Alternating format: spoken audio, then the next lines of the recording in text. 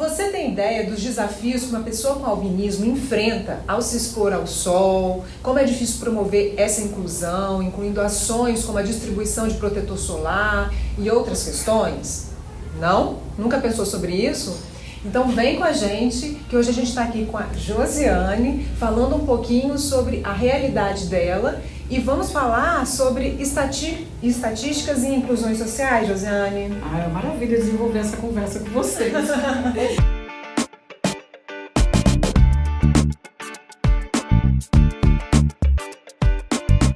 Na verdade, existe estudo de estatística global, campanhas, como isso pode ajudar na construção de políticas públicas? Existe muitos estudos, inclusive eu posso falar de uma geneticista, que é a Lilica, que ela nos apoia muito aqui no ES, que ela abriu uma pesquisa, além de ela fazer as pesquisas, ela abriu um projeto chamado Amor à Pele. Nasci com albinismo, e daí? Ela fez um livro também, uma cartilha muito educativa, que você consegue identificar essa pessoa também com albinismo e facilitar a conversa, como lidar com essas pessoas, com essas crianças de preferência, Então hoje é um trabalho que você pode estar levando para as escolas, pode estar levando para a comunidade, para dentro do teatro também, desenvolver esse tipo de trabalho não só com as pessoas com albinismo, mas com as famílias e dentre outros, os profissionais que são os professores. Então ela faz muito bem esse trabalho, chamado Amor à Pele. Nós temos a Nereida Paco, que ela faz também na Faculdade do Rio de Janeiro. Ela tem uma filha albina e ela faz um trabalho de extensão. Eu estou usando pessoas que têm filhos albinos e outras que não têm, para você ver que não precisa ter um albino dentro da sua família para você poder apoiar essas pessoas. Dentro da cultura, nós podemos falar um pouquinho, eu falo até, muita gente ignora isso, mas não é um fato, acontece. Vamos falar da África, Lá na Tanzânia, por exemplo, os albinos lá são caçados. A maioria deles tem que ficar escondidos em aldeias, e suas famílias protegendo, porque lá os ossos dessas pessoas são usados como amuletos da sorte ou como mandingas, porque eles têm a pessoa com albinismo lá como pessoas muito inteligentes e que para eles um pedaço do seu corpo vai trazer sorte para eles. Então essas pessoas são caçadas, muitos são mortos, outros, as mulheres são abandonadas também, porque os homens ainda tá na bolha ainda, com a questão do machismo, não aceita aquela criança como filha, então a maioria também dessas mães são mães solos. Então vem de uma cultura estrutural, de como está essa família, de como está esse estado, essa sociedade. Lá é um caso à parte, graças a Deus aqui no Brasil a gente não tem casos, por favor, então a gente não tem esses casos aqui, mas os casos daqui também não estão assim específicos pelo estado. Nós não temos a distribuição, infelizmente, de protetor solar, exceto Bahia. Bahia é a nossa primeira associação, chamada PAUBA, que ela foi desenvolvida também, ela foi criada pelo Anderson e dentre outros albinos lá, que hoje tem uma diretoria muito boa, mas essas pessoas lá conseguem, na Bahia, porque é a demanda maior que tem de albinos e eles lá se uniram também, abraçaram a causa, desenvolveram essa associação, lá eles conseguiram receber junto com o governador de lá. Então, a falta dessa política pública, talvez aqui no estado, também não seja por falta... eu falo da união, porque nós somos em bolhas, assim, enquanto família de pessoa com deficiência, muitas vezes a gente está nas bolhas só. Também não é falta da união das próprias pessoas com albinismo? Não só do albinismo, mas de todos os PCDs e famílias de PCDs. Um exemplo que eu vou te dar, olha só, você abriram aqui um projeto onde eu posso falar de albinismo, sendo que os apoiadores maiores são autistas. Ou com síndrome de Down, ou com outras deficiências. Eu posso falar de albinismo para uma mãe de autista e para uma mãe de Down, ou para uma mãe com dislexia, que tem um filho que tem dislexia, ou outro tipo de deficiência. Então a gente tem que ter um olhar mais amplo, e falar bem assim, e se fosse comigo? Não precisa sofrer para você poder ajudar o outro? Então não precisa, a gente precisa ser sensível a essas causas, porque a pessoa com deficiência hoje, eu sempre falo, gente, ninguém tem culpa, porque está surgindo várias síndromes. Sim. Isso acontece, várias condições, está surgindo condições raras o tempo todo. Já houve falas dizendo que a pessoa com albinismo não é mais condição rara, ainda é. Lamento, nosso colega falou, mas ainda é uma condição rara, uma condição genética, é um distúrbio de gene, porque ou eu vou criar um pouco de melanina na infância ou não vou ter. Sim. Você está entendendo? Mas o câncer de pele, ele nos aflige o tempo todo. Tem gente que já está todo mutilado, já perdeu um pedaço da orelha, do nariz, da testa, do couro cabeludo, das costas. Então essas pessoas, a maioria delas, a maioria não, uma grande parte, né, delas estão ainda fechadas com medo de encarar a realidade aqui fora. Porque elas não se sentem aceitas, elas não se veem em outras pessoas. Porque a quantidade de albino é tão pouco que quando eu saio na rua eu não vejo albino. Sim. Não vejo albino. Então, como a gente vai fazer isso? Pelas pesquisas, né, e a estatística. A estatística que a gente tem hoje no mundo é de 17 a 21 mil, a 22 mil pessoas com albinismo. Mas elas estão pingadas dentro dos estados, dentro dos bairros, então você não consegue ver essa quantidade exorbitante de albinos dentro de uma cidade, por exemplo. Aqui no ES nós temos a maior quantidade de albinos que nós temos aqui no Espírito Santo, os municípios é Serra e Cariacica. Né, nós temos aí, vamos supor, 15 em Serra, 18 em Serra, 13 em Cariacica, e a gente não consegue esbarrar com esses 13. Você vê um ali ou outro dentro do ônibus, então eles ainda precisam se sentir inseridos, visíveis. Quando a gente vem falar de albinismo, você quebra um tabu. Você quebra um tabu, você descobre um estigma, onde eu vou falar de albinismo, mas eu preciso falar da minha baixa visão primeiro. E de que eu falo primeiro? Eu tenho que falar de albinismo. Para eu ter baixa visão, eu tive que nascer albina. Então isso confunde também uma sociedade. Por quê? Né? Então quando você acha um albino também que enxerga, né, você já fica assim, nossa, mas por que ele enxerga e ela não enxerga? Então acho que é um trabalho de informação que o Estado ele precisa desenvolver para que essas pessoas se sintam inseridas, principalmente dentro das escolas e ambiente de trabalho. Né? Dentro das escolas elas precisam daquelas cortinas, né, para tampar a luz. Mas nós temos uma quantidade maior de alunos que não têm deficiência do que um albino em sala de aula, mas eu quero cuidar desse albino, porque a acessibilidade ela tem que ser para todo mundo. Para todo mundo. Você está entendendo? Quer dizer que eu tenho que separar o estudo desse albino, ele não pode ter um quadro sem a luz, porque eu vou incomodar as outras pessoas? Não, eu preciso me formar, eu preciso ser doutora, e a maioria desses albinos vão para teatro, para música, não consegue desenvolver outra coisa por causa do enxergar.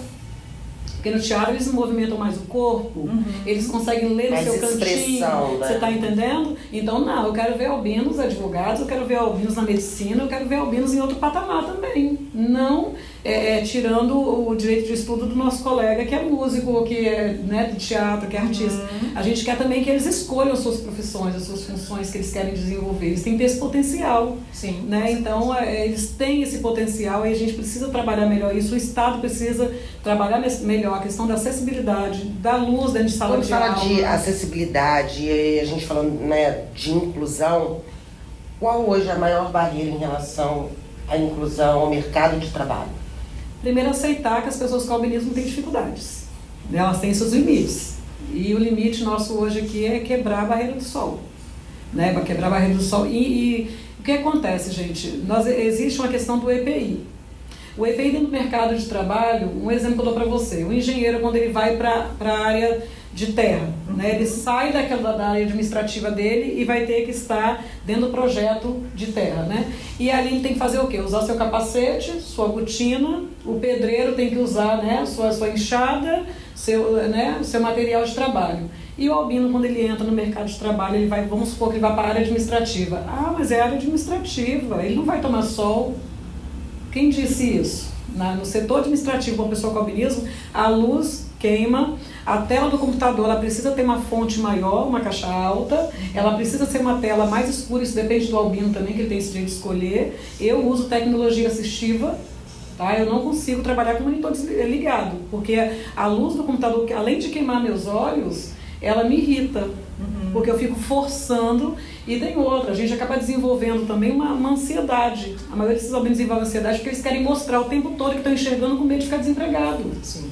Então, como você... quase a obrigação de dar um resultado não é nem pela capacidade, mas é para permanecer na vaga, no sentido de provar. É uma ideia da incapacidade, né? Sim, aí da percepção também das pessoas que vai contratar, da empresa que vai contratar.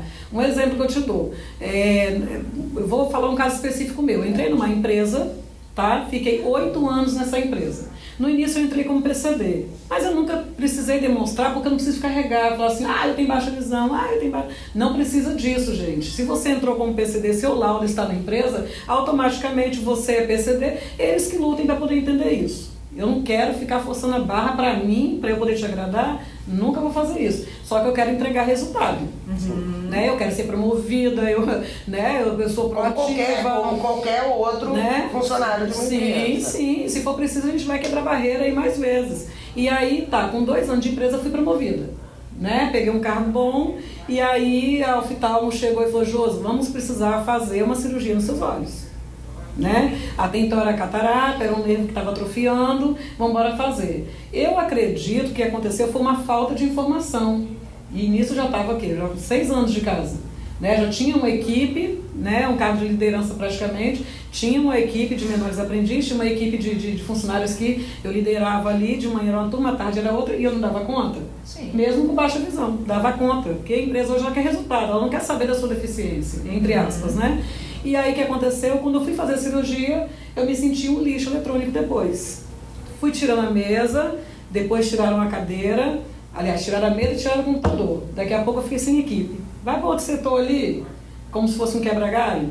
É como se já não prestasse mais. Então, eu acredito que foi falta de informação pela questão da estrutura da empresa, né, que a gente precisa citar nomes, mas eu acho que a questão da estrutura começa o quê? Dentro do RH, ela começa ali e fala assim: opa, tá com dificuldade ali, vamos ver o que está acontecendo? Não ficar ouvindo o que as pessoas falam, porque é albina, porque é baixa visão, porque é cadeirante, porque é surdo, olha, não vai conseguir. Quem disse isso? Você sentou com essas pessoas para conversar como ela está hoje? Qual é o tratamento que ela precisa fazer para poder estar dentro de uma empresa? Às vezes é algo simples, que precisa ser uma pergunta resolvido. simples: como eu posso te ajudar? Sim. O que precisa? Tá tudo bem aí? Tá tudo bem aí com você, Josi? Ninguém nunca perguntou se eu precisava de uma tela, né, com a fonte maior. Eu que me sentei lá e me virei, porque eu queria, eu quero fazer. Só que eu me... Como vou dizer? A palavra hoje, eu acho que eu me senti fraca naquele momento de instabilidade, porque eu tentei demais fazer com que as pessoas gostassem do meu trabalho e naquele momento específico eu esqueci de mim. E aí vem a depressão, vem a ansiedade e vem aquela mãe que vai ficar dentro de casa sem o dinheiro, que foi o que aconteceu. Eu fui demitida dessa empresa por falta de informação. Quando a oftalmo mandou o laudo, falou assim: não, é assim, né? Mandou lá, ela fez uma carta. Ela falou: não, foi só uma correção, né, do nervo, ela pode dar sequência na caminhada dela, vai ter as limitações. Mas aí emocionalmente também já não... Não, eu já não consegui mais. Não consegui porque eu já não me senti mais vista ali dentro. Pertencente ao ambiente de trabalho. E quando eu olhei pra mim mesma, não tinha mais mesa, não tinha mais computador, foi tirando tudo. O que fazer? Né? Quando você me fala isso, Josi, eu fico pensando assim que num primeiro momento era a Josi que estava ali trabalhando. Quando teve a dificuldade, você precisou fazer a sua cirurgia, aí aquilo que era, né, mais vulnerável em você que ficou evidente. Sim, ficou aquela questão, ela vai ficar cega. E se eu ficasse cega, eu não continuaria sendo PCD? Eu não continuaria fazendo minha demanda se eu já usava um sistema para trabalhar e todo mundo gostava, todo mundo sabia.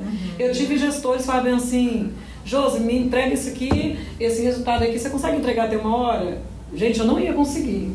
Mas aí a gente tinha uma dinâmica tão boa de trabalhar que eu falei assim: pode achar que eu entrego. Eu entregava às 10 da manhã. Você sabe por quê? Porque eu queria provar para ele que minha deficiência não limitava nada, eu tinha que fazer. E aí eu forçava um pouquinho para poder entregar, mas eu entregava. Um belo dia eu atrasei. E aí ele falou: nossa, o que é? Você sempre entrega rápido? Eu falei: olha, deixa eu te falar, eu tenho baixa visão, hoje você vai precisar sentar para me ouvir. Ele chorou. Ele falou: gente, eu não acredito, porque você sempre foi tão boa que a gente não acredita que você tem baixa visão. Mas você entendeu que você extrapola os seus limites também para poder entregar resultado? E eu acho que é a hora que as empresas deveriam sentar para fazer essa dinâmica. Eu falo dinâmica não só com os PCDs não, tá? É no geral. Sim. Porque tem pessoas que são deficientes de espírito, né? É uma deficiência que você não consegue tratar. Porque essas pessoas, ela está na bolinha dela ali. Um exemplo que eu te dou: eu tenho baixa visão, entreguei meu resultado. Você não tem, você atrasou. Agora, se eu atrasar, você já joga a culpa na baixa visão ali. Ah, mas é deficiente. E quem não tem deficiência nenhuma e consegue atrasar, é o quê? Então não é, gente, não há problema nisso. A gente pode atrasar, o negócio é entregar. Claro que não vai acontecer, né, várias vezes no decorrer do dia. A gente vai tratando isso e a questão psicológica. Esse funcionário precisa estar bem e a empresa tem que fazer o quê? Entregar o EPI de acordo com a necessidade de cada profissional, importa se é PCD ou não. No nosso caso ali, a gente precisa da blusa térmica, do óculos de sol e de grau para sentar no computador, não importa. Se for de sol vai ser melhor ainda porque a claridade me atrapalha. Entendeu? A gente precisa da tela alta. Quando você fala do EPI, assim, eu falo que, né, todos nós estamos aprendendo e eu também, tá? Mas quando você fala do EPI, existe algum protocolo? Existe. Das pessoas com albinismo? Assim, porque quando você fala de EPI, geralmente tem para engenheiro, sim, né? Existe um protocolo? Existe, o Ministério do Trabalho ele é bem fiscalizador, ele sabe que a gente precisa trabalhar, até porque se eu não trabalhar, eu não pago imposto. Se eu não pagar imposto, entendeu? Porque não é porque eu, por exemplo, eu sou albina, mas eu pago. Senão não vou ser vista aqui como pessoa, né? Enfim, mas dentro do Ministério do Trabalho há uma fiscalização. Uma certa vez eu fui trabalhar numa empresa muito boa, eu queria testar o nome, mas não posso, né? Não convém, né? Para não favorecer nem diminuir as outras. Mas foi a única empresa que me recebeu com 5 estrelas. Quando eu cheguei nessa empresa, ela falou assim, ó, essa aqui é a sua mesa. Eu tinha uma sala, não importa se é uma sala, precisa ter uma mesa, tá, gente? Essa aqui é a sua mesa, meu computador estava adaptado, meu uniforme era branco. Cheguei lá, tinha 4 jogos de uniforme branco pra mim. Eu falei, gente, ninguém nunca fez isso, porque eu sei que eu preciso usar roupa clara. Mas se chegar numa empresa hoje e você receber isso, pra mim foi um mimo, né? Eu me senti incluída totalmente. Sim. Mesmo com os uniformes do meu colega era diferente, mas a empresa ela entendeu o recado. Mas quem passou por lá? Ministério do Trabalho. Então acredito que precisa ter essa fiscalização do Ministério do Trabalho junto à necessidade dessas pessoas, PCDs, não importa qual, para saber qual a dificuldade que elas têm, o que precisa ser melhorado. E aí trabalhar isso, treinar, porque empresa nenhuma vai descobrir o que eu preciso se ela não for identificada. Olha, notificada. Olha, você quer ter um PCD albino? Então, olha só, o uniforme dele aqui é claro, ele precisa do óculos, protetor solar, pelo menos 2 no mês já ajuda. Mas aí deixa eu te perguntar uma coisa, Josi, tá bom. Então, você tinha lá o EPI para essa empresa que estava preparada para te receber nesse aspecto. E no aspecto das pessoas, elas sabiam das suas necessidades, elas entendiam o que você precisava ali, você se sentiu incluída nesse sentido também, dos seus colegas de trabalho, das pessoas que estavam ali? Porque, né, até sim, quando a gente estava preparando aqui essa conversa com você, é difícil a gente ter informações sobre pessoas com albinismo, né? Então, eu queria ouvir um pouquinho de você. Você percebe que as pessoas têm essa informação, elas conseguem chegar para você e entender que você precisa de coisas específicas? Me fala um pouquinho sobre isso. Algumas pessoas entendem pela formação que teve dentro das escolas, né? Principalmente as questões de medicina, né? Da informação, vamos supor, cultural também da família. Um exemplo que eu te dou. Tem pessoas que falam assim, ela é neguaço. Opa, só dela falar que eu sou neguaço é porque ela já entendeu alguma coisa. Mesmo que é uma fala, né, que muita gente não sabe o que é neguaço. Antigamente eram pessoas que são albinas, né, que já existem ainda. Então era chamado neguaço. É uma palavra técnica que o pessoal do interior usava. Neguaço, porque neguaço ela enxerga mais de dia do que de noite.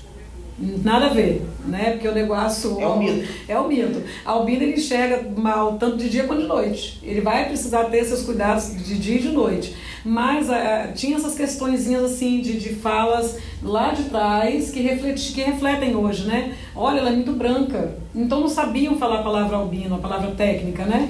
Às vezes é incapacitismo, né? Olha como ela é muito branca. Então eu falei assim, olha, não pode tomar sol não, porque quando me viu ir pro sol, já via que eu estava vermelha. Então a gente conseguiu sensibilizar de alguma forma, porque nós que somos pessoas de deficiência, a gente não pode ficar só resmungando, reclamando. Custa eu falar para você que eu sou albina e que eu não tenho pigmentação na pele, que eu preciso sim de proteção solar, porque você vai me chamar para ir para um lugar que vai ter sol. Olha, fulano, eu não vou porque eu não posso tomar sol por causa disso, disso e disso. Você vai entender. Eu acredito que uma pessoa legal ela vai entender e vai conseguir trocar o local do passeio. Por exemplo, dentro da empresa também.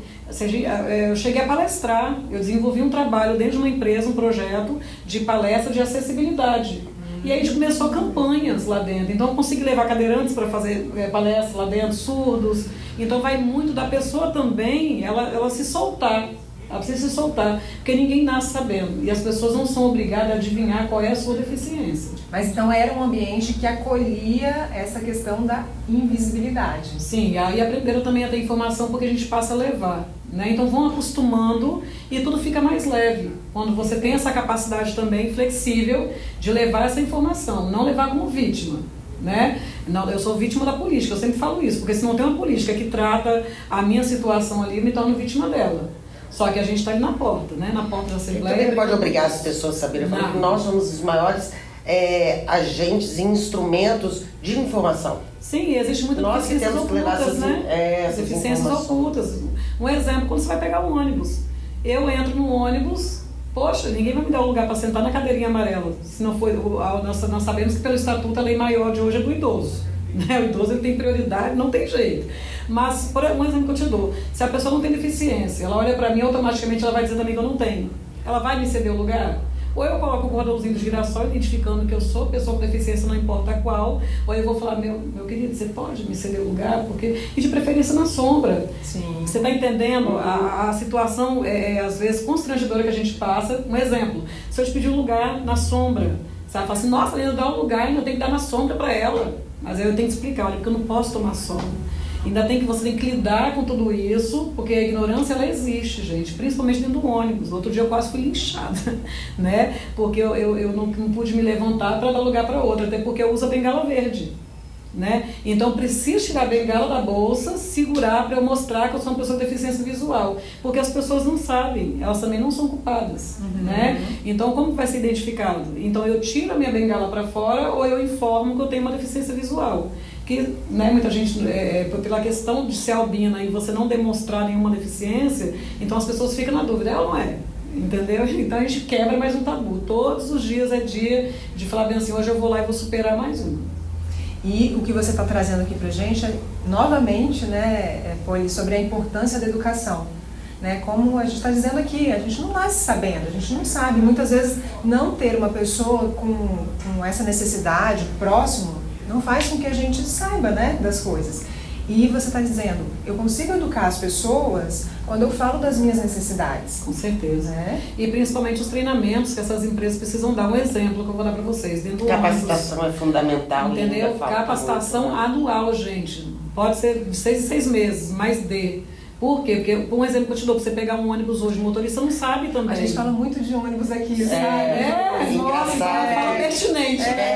Porque todas as pessoas que vieram, que nós convidamos todos falaram a respeito. Não, eu acho que o símbolo maior do ir e vir, né? Que a gente tem. Do ir e vir da vulnerabilidade dessas pessoas, tá, gente? A gente tá falando de pessoas vulneráveis que usam o transporte maior que a gente tem hoje aqui ainda é o ônibus.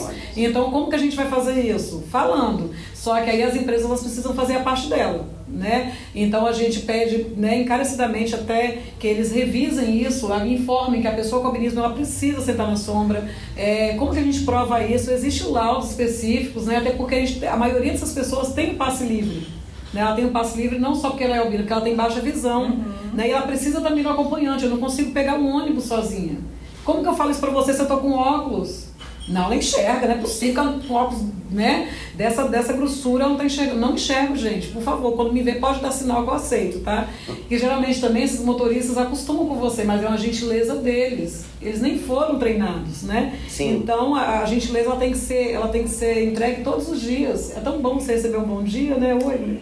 É isso então, que a Josi fala também. Sensibilidade, empatia. Gentileza, eles acostumam. E é algo que a gente ouve com frequência aqui. Existem pessoas que pegam sempre a mesma linha e aquele motorista já é um motorista que tem um olhar especial para aquela pessoa porque já conhece. É um olhar, né, da camaradagem, da amizade, que te vê todo dia. Mas que importante seria que ele tivesse ali um treinamento, não para olhar para aquela pessoa específica, mas para olhar para todas que vão precisar ali desse olhar dele.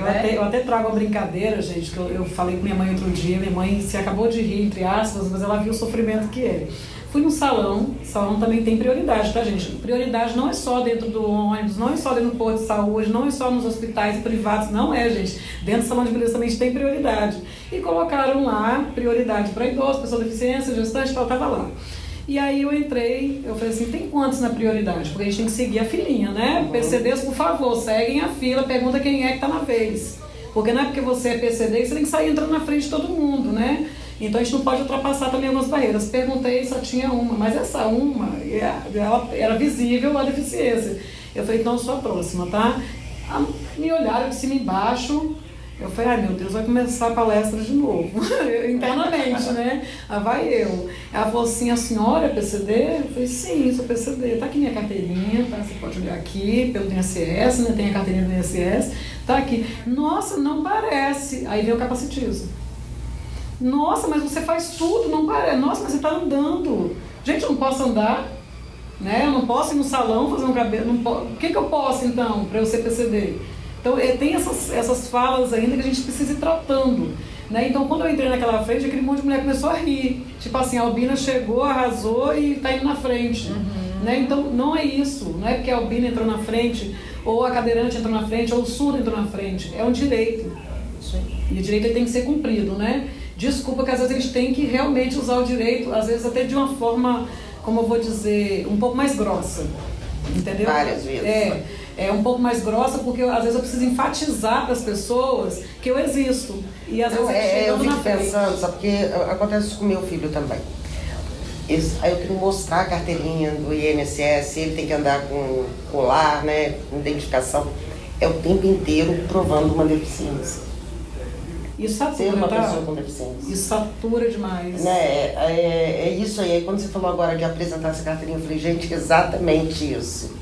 Todos os lugares, onde vai, olhar todo. Quantas vezes você tem, olha, pessoa com deficiência, e aí ficar explicando, né? Já fui arrancada da minha cadeira, levanta daí porque você não tem deficiência, dá lugar para... Eu falei, gente, para no DPJ, por favor, porque já não dá mais para discutir, né? Então a gente tem que saber também nosso lugar de fala. Você vai discutir com uma pessoa que não te entende, né, e que vai rolar uma agressão, e para mim também não vai ser legal, porque eu nem força para bater eu tenho, penso assim, eu não quero brigar. Então o que a gente faz hoje? Para no DPJ ali, que a gente vai começar lá, para o motorista também, porque se o motorista ele não é treinado, ele acaba assumindo também a responsabilidade. Né? Então por isso que eu falo, quando o treinamento chega nas pessoas que devem, fica mais leve, porque aí o motorista poderia falar, não gente, ela também é pessoa de deficiência, também é direito dela, se não tem lugar lá atrás, ela pode também sentar na frente, inclusive em outras cadeiras, mas chega um momento que você já fica tão saturada que você já não quer mais brigar, você não quer mais falar, não quer mais explicar, né? Dependendo da pessoa que está vindo, porque rola uma ignorância e pode surgir também a violência. Então o legal é, para no DPJ, faz seu boletim de ocorrência, se teve agressão, que responda às pessoas, né, que ocasionou aquilo ali, mas não dá mais para ficar o tempo todo hostilizando, intrigando, ou sei lá, diminuindo, né, qualquer tipo de pessoa por causa de uma deficiência. Mas pela minha deficiência eu vou brigar. Tá? E tem que brigar. Eu acho que a gente, né, encerrando esse episódio do nosso podcast, eu acho que a palavra que vai ficar aí é processo de capacitação, de levar a visibilidade, como nesse momento aqui, para que as pessoas possam começar a capacitar, se informar e ter movimentos em relação às pessoas com albinismo. E foi por isso até que eu estou fazendo faculdade, tá, Poliana? Voltei a estudar agora com 41 anos, né? Estou fazendo serviço social e eu vou dizer para vocês, é muito bom se atualizar todos os tempos, né? A gente não perde, você não pode perder esse direito de se capacitar e se ver como uma pessoa profissional também dentro do mercado de trabalho. Então não adianta reclamar se também não estudar. Tem que estudar para melhorar todos os anos, tanto da empresa quanto nós, como pessoa, né? Com deficiência. É isso aí. E aí, gostou desse nosso episódio? Invisible, trazendo muita informação para vocês.